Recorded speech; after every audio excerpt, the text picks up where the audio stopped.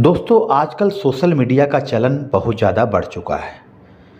हर किसी के पास अपना मोबाइल है और हर कोई सोशल साइट्स जैसे फेसबुक, इंस्टाग्राम, व्हाट्सएप वगैरह सब कोई चलाता है। ऐसे में आजकल युवा भी इससे अछूते नहीं हैं। दोस्तों आज जो मैं आपको कहानी बताने वाला हूँ उसमें एक आकांक्षा शर्मा नाम की एक लड़की है जिसकी दोस्ती फेसबुक के जरिए एक व्यक्ति से होती है और वह उसको पूरी तरह से बिना जांच पड़ताल किए उसके साथ में दोस्ती करती है और धीरे धीरे दोनों एक साथ हो जाते हैं और शादी भी कर लेते हैं। लेकिन दोस्तों जब सच्चाई सामने आती है उसके बाद उसका क्या अंजाम होता है वह मैं आपको इस कहानी में बताने वाला हूं, तो आप हमारे साथ कहानी में अंत तक बने रहिए। और यदि आप हमारे चैनल पर पहली बार आए हैं तो हमारे चैनल जुर्म की कहानियों को सब्सक्राइब करना ना भूलें। तो दोस्तों चलिए कहानी को शुरू करते हैं। उदयन दास की कई मासूकाएँ थीं। उनमें से एक थी कोलकाता की रहने वाली 26 वर्षीय आकांक्षा शर्मा। उसके पिता शिवेंद्र शर्मा पश्चिम बंगाल के बांकुड़ा जिले के एक बैंक में चीफ मैनेजर के काम करते थे। भोपाल के रहने वाले 32 वर्षीय उदयन दास को अय्याशी करने के लिए धन दौलत की कोई कमी नहीं थी, क्योंकि उसके माँ बाप ने इतना पैसा कमा रखा था कि अगर वह कितना भी खर्च करे तो उसको वह कम पड़ने वाला नहीं था। अब से तकरीबन 8 साल पहले की बात है। आकांक्षा शर्मा की दोस्ती फेसबुक के जरिए उदयन दास से हो जाती है। फेसबुक चैटिंग में उदयन दास ने खुद को आईएफएस अफसर बताया था, जो कि अपने ड्यूटी के सिलसिले में अमेरिका में गया हुआ रहता है और अक्सर भारत आया जाया करता था। ऐसा उसने आकांक्षा शर्मा से फेसबुक के जरिए चैटिंग में बात बताई थी। अपने पिता बीके दास को उदयन ने भेल भोपाल का अफसर बताया था, जो रिटायरमेंट के बाद रायपुर में खुद की फैक्ट्री चला रहे हैं, और माँ इंद्रानी दास को पुलिस महकमे से रिटायर्ड डीएसपी बताया था। उसने माँ का भी अमेरिका में रहना बताया था। यानी कि दोस्तों उदयन ने आकांक्षा शर्मा को अपने बारे में हाई प्रोफाइल व्यक्ति घोषित कर दिया था और कहता था कि वह एक आईएफएस ऑफिसर है और अमेरिका में कार्यरत है। उसके पिता और माता दोनों सरकारी जॉब में हैं और सरकारी जॉब से उनका इनकम होता है और उनका परिवार सारा जो है अधिकारियों का ही है। उदयन दास ने आकांक्षा शर्मा को यह भी बताया था कि वह आईआईटी दिल्ली से ग्रेजुएशन कर रखा है। दोस्तों आजकल जैसा कि आमतौर पर फेसबुक चैटिंग में होता है, वह आकांक्षा शर्मा और उदयन के मामले में भी वही चीज़ हो रही थी। पहले जान पहचान होती है, उसके बाद दोस्ती होती है और उसके बाद प्यार हो जाता है और जल्दी ही वे दोनों मिलना जुलना भी शुरू कर देते हैं। उदयन दास भले ही भोपाल में रह रहा था, पर आकांक्षा शर्मा के लिए तो वह अमेरिका में था, इसलिए जल्दी ही उदयन दास ने उसे बताया कि वह दिल्ली अमेरिका से आ रहा है। उसके बाद दोनों दिल्ली में बताए हुए तयशुदा जगह पर मिलते हैं और कुछ दिन साथ गुजारते हैं। उदयन दास की रईसी का आकांक्षा पर इतना असर पड़ता है कि वह उसके लिए दीवानी हो जाती है। उसके बाद वे दोनों एक साथ हरिद्वार, मसूरी और देहरादून आदि जगहों पर भी घूमने के लिए गए थे और घूमने के दौरान उन्होंने होटल में भी एक कमरे में रात गुजारी थी। फिर उदयन दास अमेरिका यानी भोपाल लौट गया, इस वादे के साथ कि जल्दी ही वह फिर भारत आएगा और अब वे दोनों भोपाल में मिलेंगे, जहां उसके 2 मकान हैं। इस तरह से उदयन ने आकांक्षा शर्मा पर अपना दबदबा कायम कर लिया था। आकांक्षा दिलो जान से उस पर मर मिटी थी। उदयन दास ने आकांक्षा शर्मा को यह भी बताया था कि उसका भोपाल वाला मकान काफ़ी बड़ा है और उसका नीचे वाला हिस्सा किराए पर ब्रह्म कुमारी आश्रम को दे रखा है। दोस्तों इन 2-3 मुलाकातों में आकांक्षा शर्मा सोचने लगती है कि उदयन ही वह लड़का है जैसा वह सपने में सोचा करती थी। वह तो शादी के बाद अमेरिका में नौकरी करेगी और रईसी की ज़िंदगी जिएगी, लिहाजा उन दोनों ने शादी का फैसला भी कर लेते हैं। और उसके बाद एक दिन उदयन ने आकांक्षा शर्मा को बताया कि उसका मन भी अब अमेरिका में नहीं लग रहा है और वह उससे शादी करके भोपाल में ही बस जाना चाहता है। इससे अमेरिका जाकर नौकरी करने की आकांक्षा शर्मा की ख्वाहिश मिट्टी में मिल गई, क्योंकि अब तक वह अपने घर वालों को यह बता चुकी थी कि वह नौकरी करने अमेरिका जा रही है। दोस्तों, आकांक्षा शर्मा उदयन दास को चाहने लगी थी, इसलिए वह राजी हो गई। आज नहीं तो कल उसे अमेरिका जाने का मौका मिल सकता है, क्योंकि उदयन ने अपने आप को आईएफएस अफसर बताया था, तो वह ड्यूटी के सिलसिले में बाहर विदेशों में जाएगा ही। यह सोच करके आकांक्षा सोचती है कि एक न एक दिन तो वह अमेरिका घूमने के लिए और वहाँ पे काम करने के लिए जाएगी ही। इसलिए वह उदयन की बताई हुई तारीख पर बीते साल जून महीने में भोपाल आ गई। माँ बाप से हकीकत छिपाने के लिए आकांक्षा शर्मा ने यह झूठ बोला कि वह नौकरी करने न्यूयॉर्क जा रही है। आकांक्षा शर्मा ने भोपाल के ही पिपलानी के कालीबाड़ी मंदिर में उदयन के साथ शादी भी कर ली। इस दौरान वह फ़ोन पर घर वालों से भी बात करती रही, लेकिन खुद को अमेरिका में होने की झूठी बातें अपने माता पिता से बताती रही। कुछ दिन तक उदयन के साथ बीवी की तरह रातें गुजारने के बाद आकांक्षा शर्मा को मालूम हुआ कि उसके शौहर ने उससे कई बड़े बड़े झूठ बोले हैं, क्योंकि न तो वह कभी अपने माँ बाप से फ़ोन पर बात करता था और न ही उनके बारे में पूछने पर कुछ बताता था।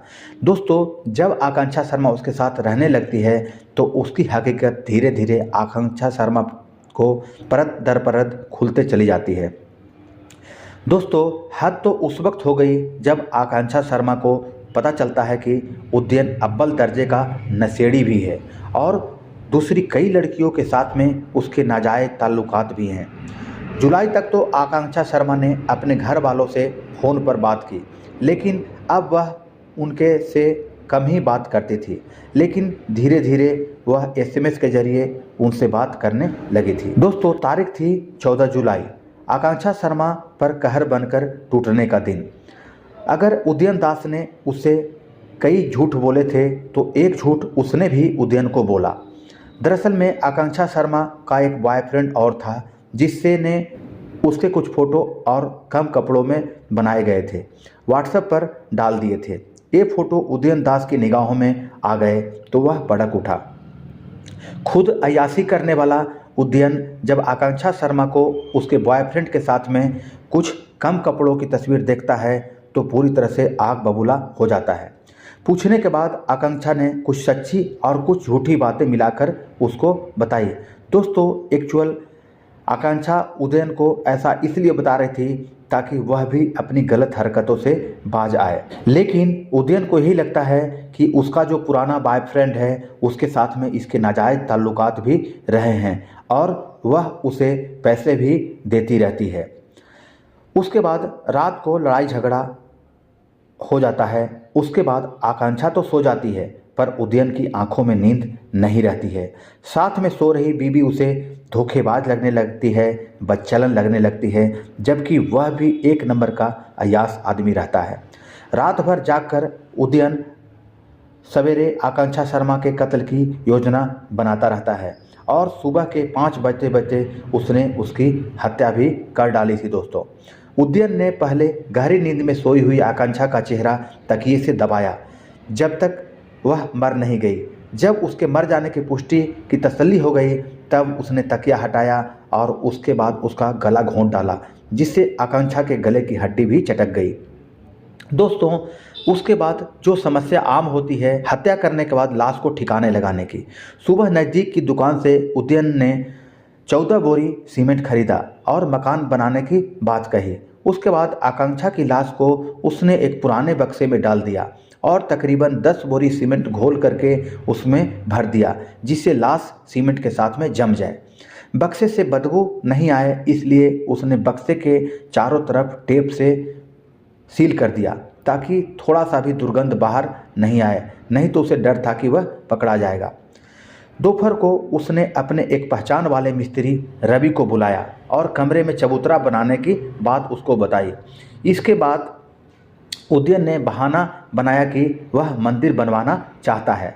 रवि ने चबूतरा बनाने के लिए एक कमरा खोदा, पर चूंकि उसके सामने लाश वाला बक्सा नहीं रखा जा सकता था, इसलिए उदयन ने चतुराई से उसे बातों में उलझाया और तगड़ा मेहनताना देकर चलता कर दिया। इसके बाद उसने बक्सा गड्ढे में डाला और उस पर चबूतरा बना दिया। खूबसूरती बढ़ाने के लिए उसने उस पर मार्बल भी चढ़वा दिया। दोस्तों, अब बात आती है कि उदयन अपने शातिर काम में अंजाम तो दे दिया, लेकिन वह पकड़ा कैसे गया। दोस्तों, आकांक्षा शर्मा के माँ बाप बांकुड़ा में परेशान थे, क्योंकि धीरे धीरे उनकी बेटी ने SMS के जरिए भी बात करना कम कर दिया था। कुछ दिनों तक तो उन्होंने सब्र रखा, लेकिन किसी अनहोनी की आशंका से वो डर जाते हैं। उसके बाद उन्होंने आकांक्षा की गुमशुदगी की रिपोर्ट पुलिस में दर्ज करा देते हैं। बांकुड़ा क्राइम ब्रांच ने जब आकांक्षा के मोबाइल फ़ोन की लोकेशन ट्रेस करते हैं तो वह साकेत नगर भोपाल की निकलती है। आकांक्षा के पिता शिवेंद्र शर्मा भोपाल आते हैं और उदयन से मिलते हैं, क्योंकि आकांक्षा उन्हें उसके बारे में पहले ही बता चुकी थी। उदयन ने उन्हें गोलमोल करते हुए कहता है कि वह उसके बारे में नहीं जानता, आकांक्षा तो न्यूयॉर्क में नौकरी कर रही है, क्योंकि आकांक्षा की बातें उदयन अच्छी तरह से जानता था। शिवेंद्र शर्मा ने उदयन के हाव भाव देखकर समझ तो गए कि दाल में कुछ काला जरूर है, पर कुछ कहने की हालत में नहीं थे। उसके बाद वो बांकुड़ा लौट जाते हैं और उसके बाद वह पुलिस पर दबाव बनाते हैं। उसके बाद क्राइम ब्रांच के TI अमिताभ कुमार 30 जनवरी को अपनी टीम के समेत भोपाल आ जाते हैं और गोविंदपुरा इलाके के CSP वीरेंद्र कुमार मिश्रा से मिल करके सारी बात को बताते हैं। इसके बाद पुलिस टीम के साथ आकांक्षा का छोटा भाई आयुष सत्यम भी था, जो कि बहन की चिंता में परेशान हुआ जा रहा था। पुलिस वालों ने योजना बना करके उदयन की निगरानी की और उसकी तमाम हरकतें रहस्यमय निकली। 31 जनवरी और 1 फरवरी को पुलिस उदयन की निगरानी करती रही। इससे ज़्यादा कुछ और हासिल नहीं हुआ, तो उन्होंने 2 फरवरी को उदयन के घर MIG 62 sector 3A Saket Nagar पर दबिश डाल देते हैं। उस वक्त उदयन दरवाजे पर ताला लगा करके अंदर बैठा था। गोविंदपुरा थाने के ASI सत्येंद्र सिंह कुशवाहा छत के रास्ते अंदर जाते हैं और उदयन से मेन गेट का ताला खुलवाते हैं। उसके बाद सभी पुलिस वाले घर के अंदर दाखिल हो जाते हैं। जब पुलिस टीम अंदर घर में दाखिल होती है दोस्तों, अंदर का नज़ारा देख करके भौचक रह जाती है। उदयन का सारा घर धूल और गंदगी से भरा पड़ा था। तीनों कमरों में तकरीबन 10,000 सिगरेट के ठूंठ बिखरे पड़े थे और शराब की खाली बोतलें भी लुढ़की पड़ी थी। खाने की बासी प्लेटें भी पाई गई, जिनसे बदबू और सड़न पैदा हो रही थी। लेकिन सबसे ज़्यादा हैरान करने वाली बात यह थी कि दूसरे कमरे में एक चबूतरा बना हुआ था, जिसके ऊपर फांसी का फंदा लटक रहा था और कमरों की दीवारों पर जगह जगह प्यार भरी बातें लिखी हुई थी। चबूतरे के बारे में पुलिस ने जब उससे पूछताछ किया तो पहले उदयन खामोश रहता है, लेकिन थोड़ी देर बाद ही उसने फिल्मी स्टाइल में कहा कि उसने आकांक्षा का कत्ल कर दिया है और उसकी लाश इस चबूतरे के नीचे दफना दी है। इतना सुनते ही पुलिस वालों के होश उड़ जाते हैं दोस्तों। उसके बाद चबूतरे की खुदाई करने के लिए पुलिस मजदूरों को बुलवाती है, लेकिन चबूतरा इतना पक्का रहता है कि मजदूर उसे नहीं खोद पाते। उसके बाद पुलिस वालों को JCB मशीन मंगवाना पड़ता है। थोड़ी देर खुदाई करने के बाद दोस्तों वह आखिरकार बक्सा निकल ही जाता है, जिसमें आकांक्षा की लाश 2 महीनों से पड़ी हुई थी। बक्सा खोला गया तो उसमें आकांक्षा की मुड़ी तुड़ी हड्डियां निकलती है, जिन्हें पहले पोस्टमार्टम और फिर DNA टेस्ट के लिए भेज दिया जाता है। उदयन दास के माँ बाप कहाँ हैं, यह सवाल भी अहम हो चला था। पुलिस वालों ने जब उनके बारे में पूछा तो पहले तो उसने उन्हें टरकाने की कोशिश की, पर जैसे ही पुलिस ने उस पर 3rd डिग्री का इस्तेमाल किया तो उसने पूरा सच उगल दिया और उसने अपने माँ बाप की हत्या अब से तकरीबन 5 साल पहले रायपुर वाले मकान में की थी और उन्हें लॉन में दफना दिया था। यानी कि दोस्तों वह अपने माँ बाप की हत्या भी कर चुका था और लॉन में दफना चुका था। मामला कुछ यूँ था, भोपाल में जब उदयन 7वीं जमात में पढ़ता था तब एक दोस्त का स्कूल की दीवार पर सिर मारकर फोड़ दिया था।